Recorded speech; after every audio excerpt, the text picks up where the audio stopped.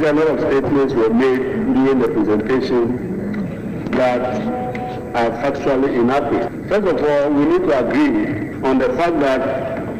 in 2019, even before COVID-19, the government of the day had already plunged this country into serious fiscal stagnation. Yabakonse fufumu diomna kane sofa be de chano hwe yamuma hwe nsamso ene wo yamasibe bani awo achem ebuakonof yama me gift twim ampofo echese wonda so se aban MPP aban breaking the 8 no ebebemu isisini cause ekwana ban yemi die enu ntina de ba kwa ban won su ye is an innovation yakra Gruda and Chibia be distribute. Sir, constituency bia benibi. Young constituency one grade. Young channel assembly, a channel constituency. And baby, and some from the coalition of La Association Kola, or move from Ampeneku for the say one Cassanchida, a defense minister, Dominic meeting, sir, and never be a year 88 young, and no more. La efano lansase ho womo ekwei omobo enyeso. We are by this media briefing asking all private developers who have started or intend to start some work on these lands to, as a matter of urgency, halt while the traditional authorities engage with government on the matter.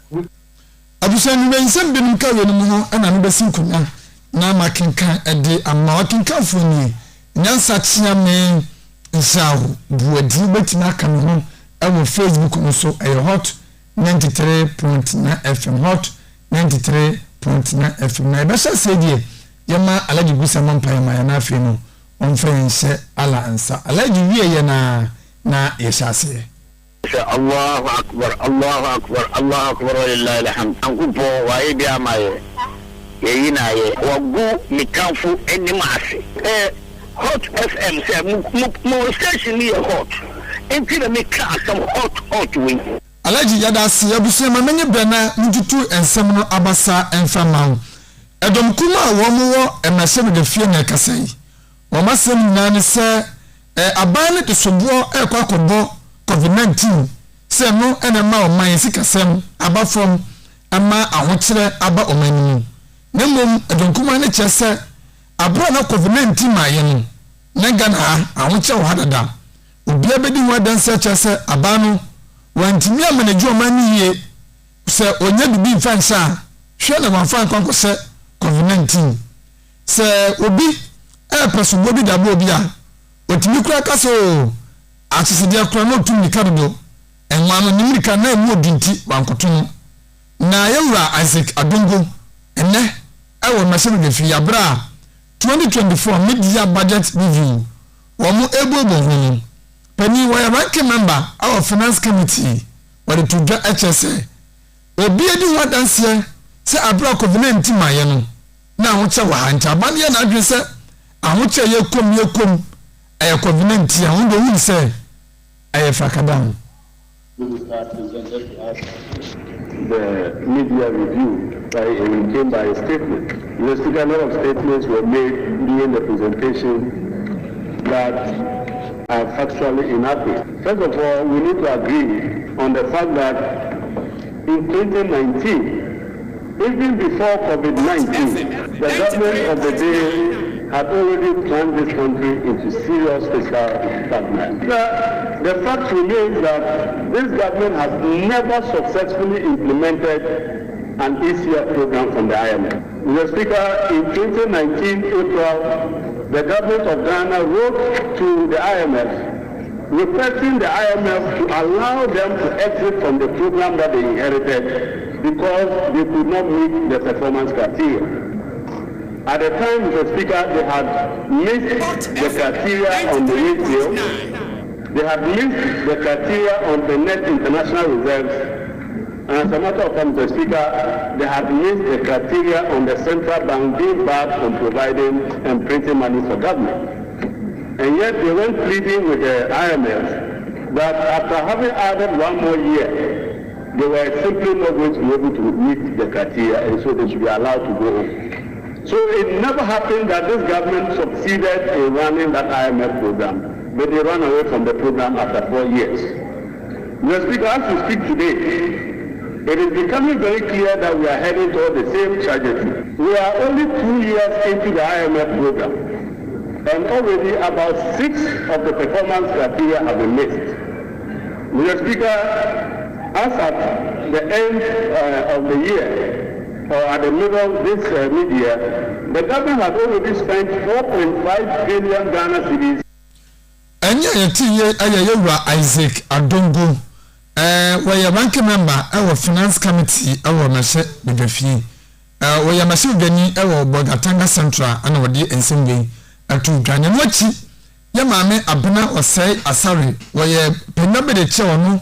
ene hwe esika samso onu so bitudwa echese edaba komaso se ansa na yenkoto aba afuo mu na wo manise kasem ejina abanso behwe amanima nyina akonkanto bia kana komato yem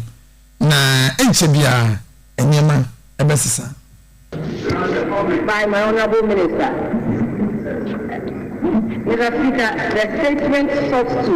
update citizens on the macroeconomic and fiscal performance of the year 2023. It sought to also update the House and citizens of the implementation of the 2024 budget from January to June. It also sought to update members on the progress of the IMF PC-BEG supported program and also the debt restructuring, and also sought to update members and the House as well as citizens on the progress we have made and how we want to ride on the back of that progress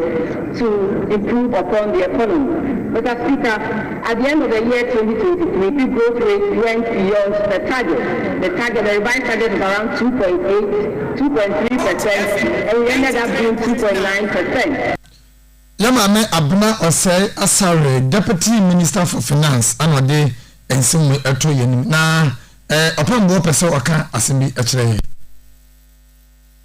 Ya dale dani wisi ni ade na waka babu na so usuro. Kese nye usi ya ho. 93.9. Ani wo chire bi anabane. Obani ana. Otofti wobane. Fokona. Debi ebiana nipa na ekostidi ho no opambo obizia na efiada de se ya na ebekom na yakoya ni mu a oskane so fa bede cha na wo hwe ye mmaso wonsam so na die wo ye masebe beni wo ebuakonof ya maame giftutwum ampofo epani echese woni de woni ni so na woni daso say afi abatron and people in Kunu breaking the 8 na adane champion da womano no wombetimi abreki ene machine hot morning driving so no abro ne kwabra prado don ebon kuma no se wom se ho check kakra womanu die enyamabo ekosoro kakra ne so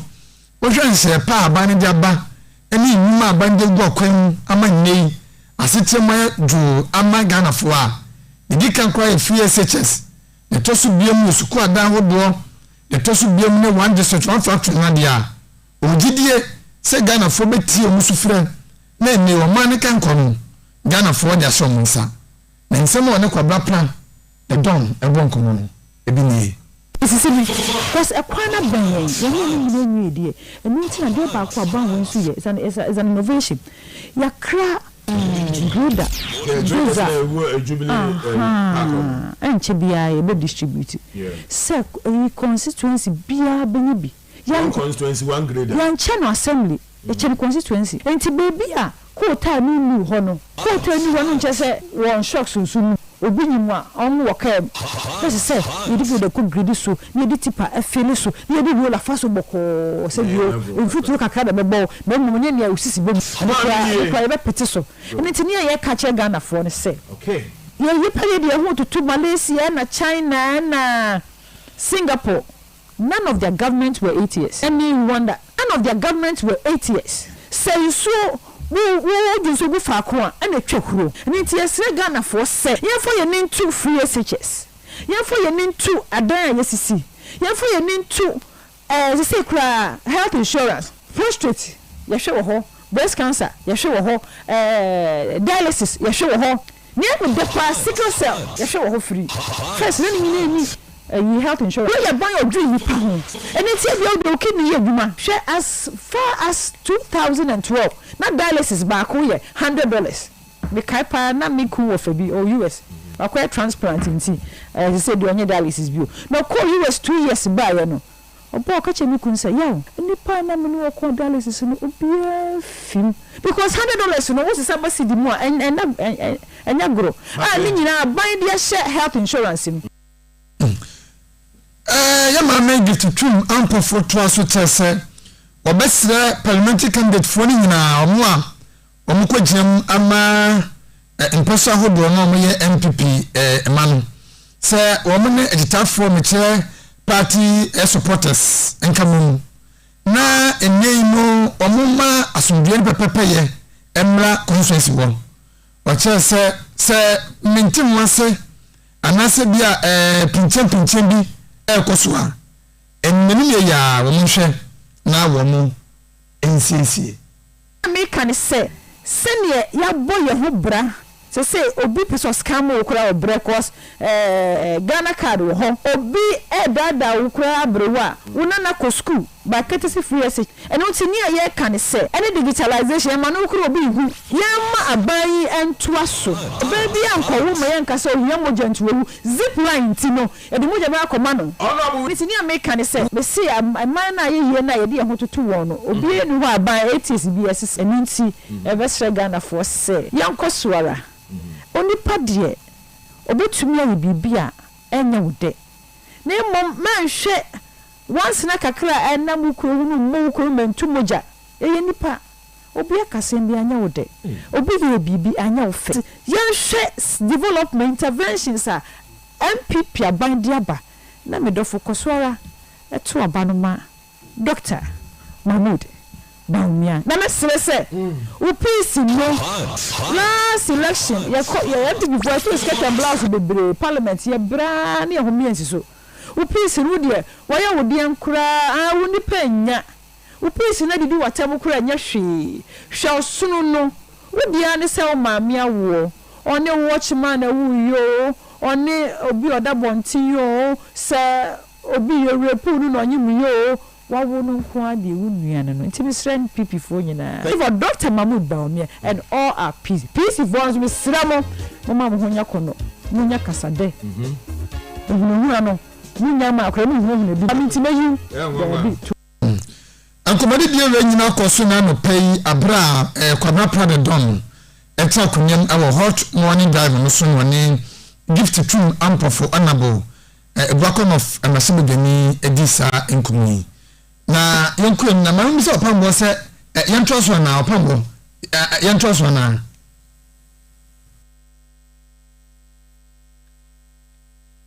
kaso se bajimi sankahi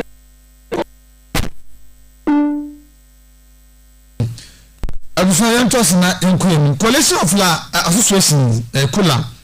wo mo from ampani kufa no se enyi won kasanche yewura Dominic meeting wo nyamfu a wada defense minister nanu se insasi bia da wo empatam wono se de asrafo enu di insamuso bi ni o mpakura na empenifo asem nyane se panino wo ye masebe bi ni die wo bimbila eno wo esimamantifi na se apam se amamaye defense minister eno nchese wo di mitumi no ebesisi ahimfo wo lane ne patam amasa mo kenya ni se omo yo madwen se omo mpene nananum akwan emomo nkom sase so wala dia ena fepa ena womo ebaba demonstration wo ye chakase ade etia omo penyo da emabuna no Jeffrey Tete ena dai awon kramante meseni wani central for nkomo won dia wase se sugo bi wo ha wode bo yewura Dominic meeting wo fise wono ana asada akose asafo nechi ama enyi omunsa asia omupeso omugino omunsanka emumachi osanso bo yewura anikote ono ye osofo hwe afisem so no so kamu bi ana omunsa asibia wo Ghana Prison Service Cantonment omo tuntum bi ama private ye developers abra omunin nananu ensi nkomasi bia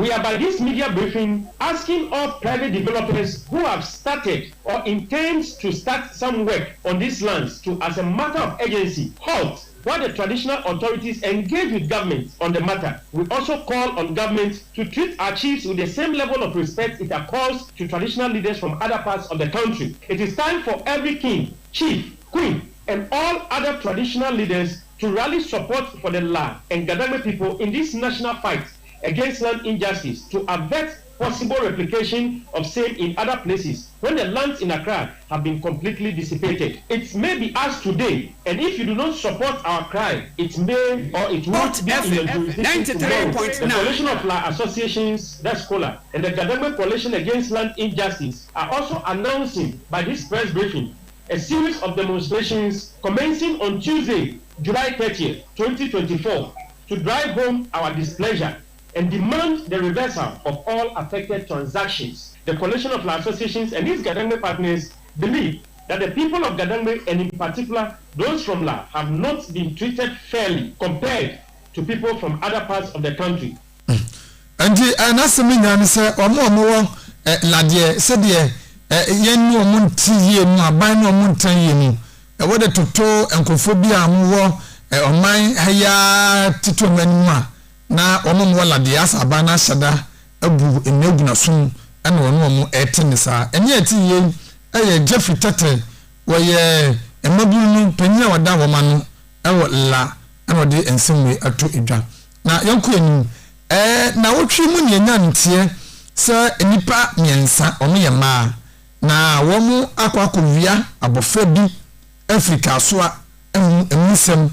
ya jatu mu ene dai ofakọ circuit court ekwa asetena na okoye ne ma miensa no ya ma omu bail na omu di nie Magdalena na adroboafo onye mfisha no aduonu wotwe ana Faustina Baini onu so ne mfisha no aduasam yi 32 years Eunice Crimson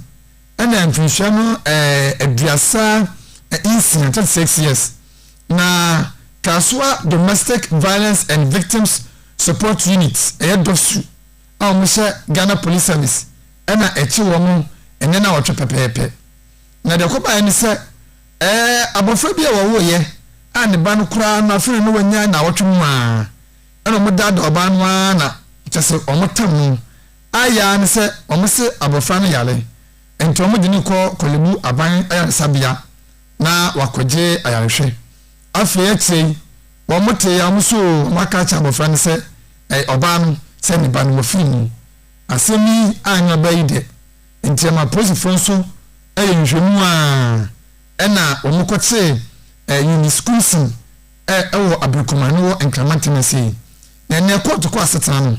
na yamani boni BKB ewo ho na manebo de besuye no eni se etifo bekaya mesa bobo amane se obepiem ewo ka so a dopsi command no ache mayo amiensa bi a mususi se enka omuwia one Anderson Abigail eba chese wawo no foforo kra enti asem no di kan gopi court ama ofanko circuit court no remande wo mo meche druada no edi date no ehye enye fiada enti ene fiada ana esa kopi mu court na yikopi mu wo court no ana jaja otena asem no so His Lordship Isaac Ohineba Kufo grante Emmanuel Bill 93.9 plead say Emmanuel yade amwo emma ewo ho emwo nkwala ewo ho na amawa posifo nchen ache kakra nti ebe ya judge no ohun omobo na omomo kwan na omunkufie na omuntimi nkohwe nkwala no abra case no so etimi atoaso ewo court enti judge no etimi agituma or grantee omubea or de 100,000 Ghana cedis etu omutriso ana afi 3 sureties account BKB mamano bone esi BKB na de amanboyi abesumi enti de besibia no obesanso edi abesumi biem yenkoso awo Amansan Dawuro kasiboni na aladi bisa fayesha alansana afi yentwaso Allahu akbar Allahu akbar Allahu akbar lillahi alhamd ankupo wa ibi amaye yeyina ye wagu mikanfu enimase ampa yankupo ngu yatanfu enimase nanka omo hwehwe se ebese nso anyiye eka omo nko nanka nyefia dai anto ye nso anyiye nti se ne ketemeda bodwom ne kasa na hodin wa na se Allah yada wase Deputy Attorney General Yewura Alfred Tua Yebua Penny Esre na Shebidafo nsɛmtwafo nyinaa sɛ yɛma yɛ kasa ne adwuma yɛyɛ no sɛ bimpreduasa ɛho nte na asɛm nyane sɛ afei ɛyɛ abato afe nti sɛ yɛyɛ yɛkɔtena radio so TV so na bonka tam na yɛdi nkɔmmɔ ne yɛne ɔman ne kasa yɛbɛka bia no yɛhwɛ ho sɛ diasomdue ɛna ɛba yɛkɔtena baabi ne yɛtu futuro ɛdidi atam ɛkasakasa bi a ho nte ɛde tia mpanimfoɔ ne ɔman no mu a anhwɛ ni ya na ɔman so due na yɛhwehwɛ no na ɛnya ne saa wɔse ntoa yɛ adeɛ bi a ɛmpa na ntimi bɔkuro ɛtimi ɛsɛ ɔman nti bra yɛyɛ adwuma sensɛntwɔfo yi yɛma yɛnim asɛm ɛne ane anasɛ daabi ɛma obi fa taku anasɛ mpoa medada yɛ ama yɛnka deɛ ɛnim ɛba ne saa nso a na yɛdwuma ɛsɛ sɛ yɛyɛ a adwuma no mmara no code of ethics no na yanyi. Hate speech is very bad. As a growing democracy, we must make sure that we are able to sanitize the space. We are not resorting to hate speech. And you know, if you engage in such actions, you can be prosecuted in a way. If you make statements that are likely to cause a breach of the peace, still you can be prosecuted by the state. But I don't want to get there. I just want to caution all of us to look at disinformation and misinformation. Let's stick to the real facts. If the fact is A, you say it's A. If it's B, you say it's B. But you don't have to muddy the waters by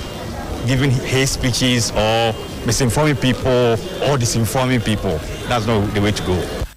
Penny din semi to dra and day awon Accra High Court. Ninya say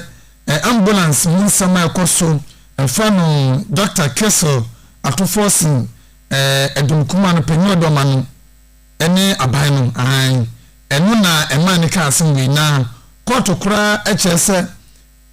edwoda ebranda ene wukrada hudo bia no obetan so edi asem se de be ya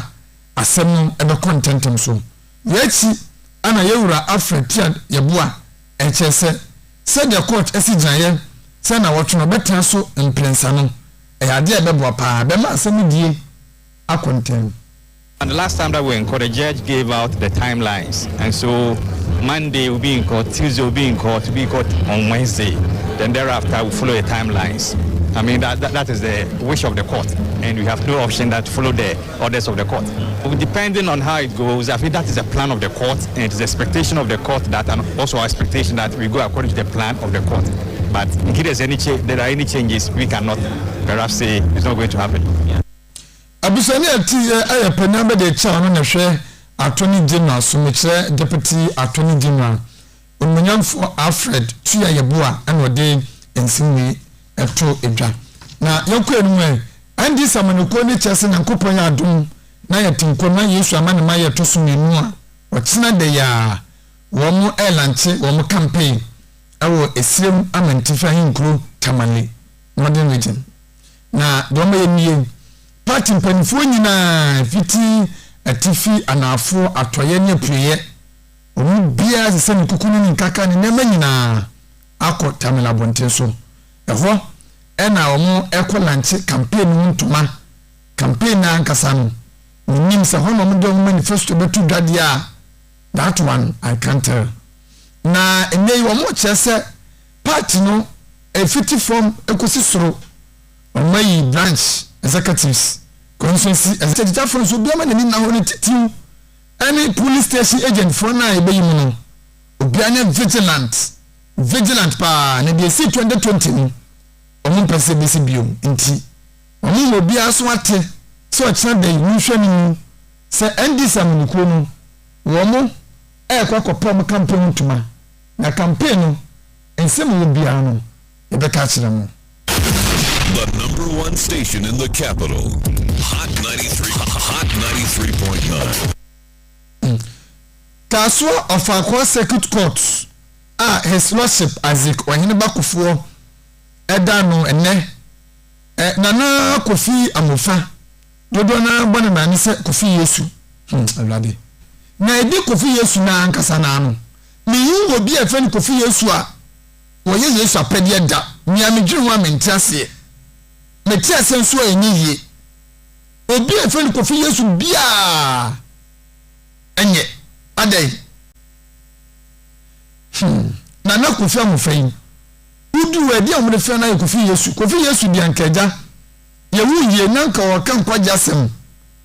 nanka o priti o kan ma ye toso mienu no o so ahinie we die sa Kofi Yesu we die wa anya sa o ono akasa ne okoto no wafase na Kofi Yesu wanya mfisia aduasa 30 ana Central East Regional Police Intelligence Unit kaswa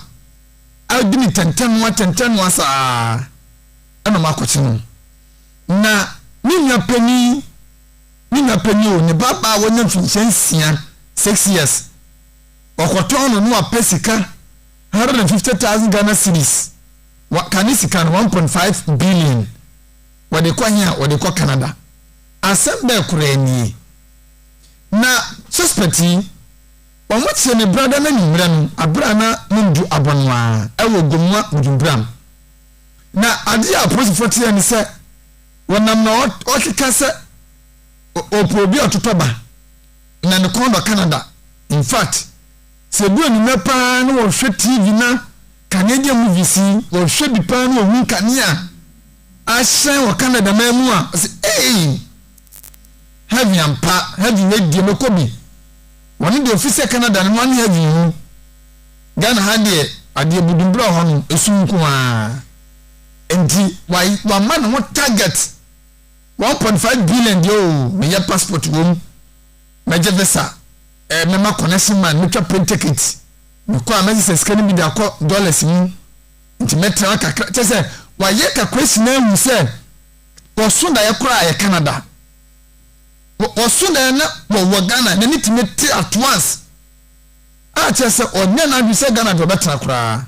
na so be ye adwuma pesca e dia ko Canada no de osenka bonsa manfanya tampiko no mfe onye da nti ono akase ni nyapani ba awon mfinhyia obeto no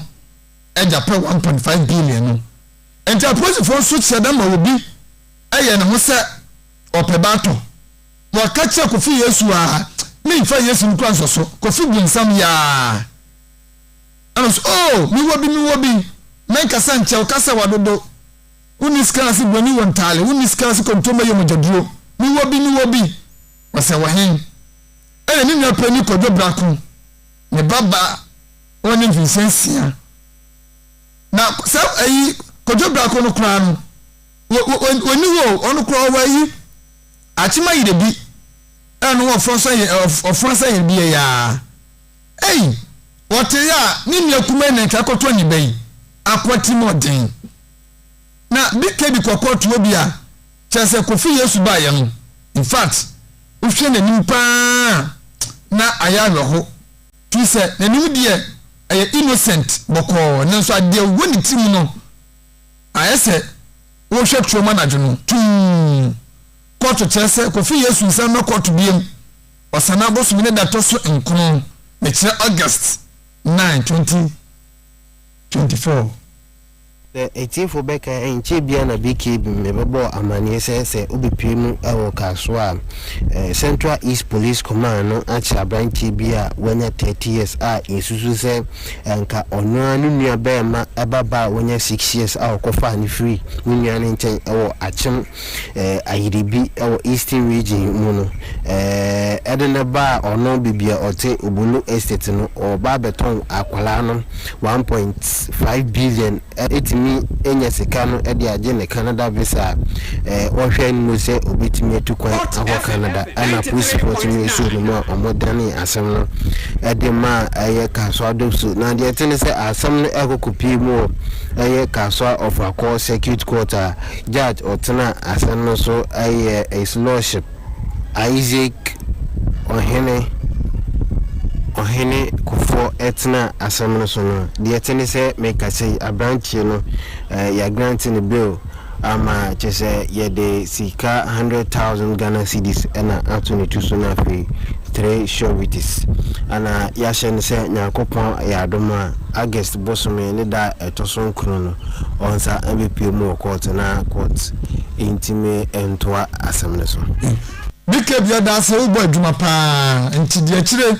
na Kofi Yesu we de na enyem woma kra because Kofi Yesu mi nim wo no pa no mi nim do tese de na bra bo pa ti se Yesu da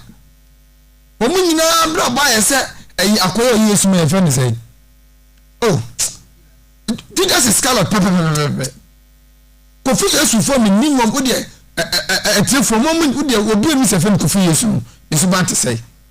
Sedino yenya tuo se senyo but think a very good a very good name but Kofi Yesu me nim wo mo kromia de can you just cry just opema Stimi sisa guess be for Kofi Yesu bi me nim no ngadi nyame asamba krani me guess be for ba ku bi so me nim no just say wo ya ordinary na frodo ba ku bi onu se te ayo baby asemota kwan so baby ai ko no nketenkete sa yam fancy ni fiada ntenga se bebre nti se di no Kofi Yesu na mumpa munyato na Yesu ni nyedi edi a ye ne masa hwe wi Kofi Yesu o ko yakura abusia aha na mdi besie